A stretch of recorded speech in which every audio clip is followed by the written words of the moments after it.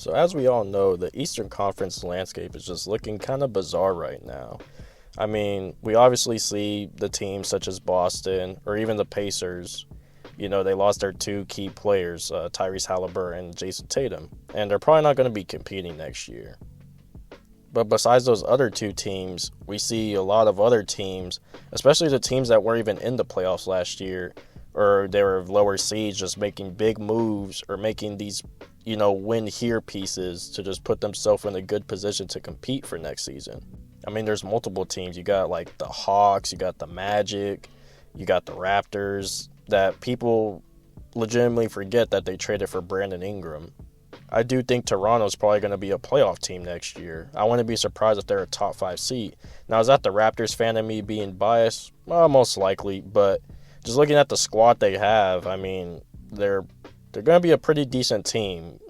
Two forward pair that are all-star caliber doesn't really ever go wrong when you pair two forwards together.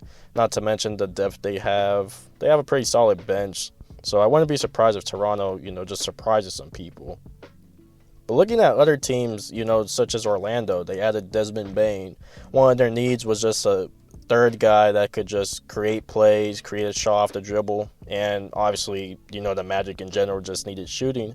And Desmond Bane solves a lot of those issues. So adding him, I honestly see the Magic being like the number 3 seed in the East next year. Paulo's probably going to take a leap. Like, he's a great player. Franz, if he figures out his three-point struggles, he's going to be pretty better. Adding Desmond Bane, that's like a 20-point-per-game dude. And then not to mention, just development from their players such as Anthony Black. You're getting Jalen Suggs back. They didn't play with him the majority of the season. So the Magic, they're pretty low-key. The Hawks adding Porzingis. You give Trae Young somewhat of a co-star finally. And what Atlanta's been building, they're pretty solid. There's just a lot of hyper-athletic forwards and shooting around Trae Young, and he just gets the ball to everybody.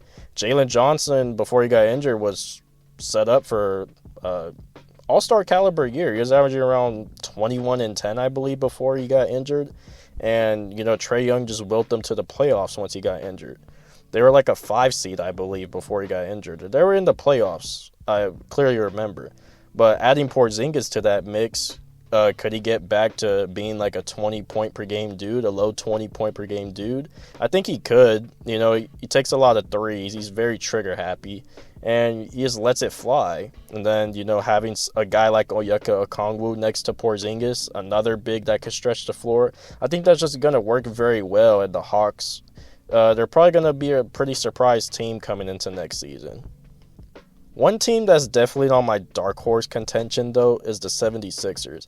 And I get that we like to hate on Philly in general with Joel Embiid's injury struggle, Paul George just becoming a full-time podcaster, and them just being disgruntled in general.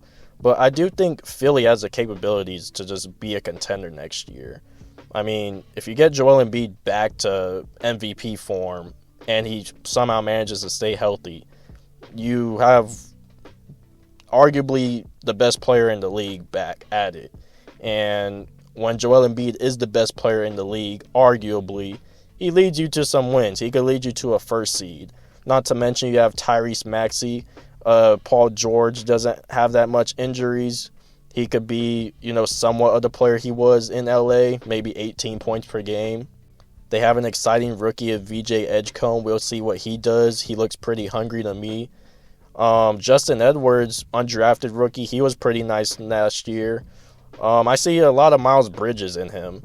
And, their bench is just pretty solid. I mean, you have to re-sign Quentin Grimes, maybe re-sign Gershon Yabusele. But overall, they just have a pretty, decent roster if everything just goes to plan and nobody gets hurt.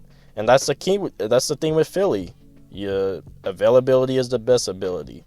Then obviously, the two teams that everyone's probably going to talk about going into next season on who can compete for a championship or whatnot, the Cavs and the Knicks.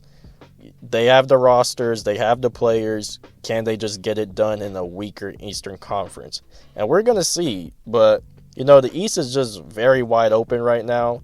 A lot of teams are making moves to put themselves in predicaments, and just be able to compete for a championship. And I think the East, in a weird way, it's probably going to be one of the most competitive Eastern Conferences we've seen over the past few years, because it's not just these couple teams are top heavy and everyone else just falls under line. I think every team has a legitimate shot. If you get hot at the right time, you have the right matchups, you have the right pieces to combat the matchup, you might find yourself in the conference finals and maybe possibly an NBA finals, depending on what team you are. So yeah, that's just my thoughts on the Eastern Conference in general. It's obviously going to be weaker because some of these teams aren't going to be able to compete because their star players are injured. And just let me know your thoughts about, the trade so far, the Eastern Conference in general, some of your thoughts about my take or whatnot. Just like, comment, subscribe, and I'll catch y'all next time.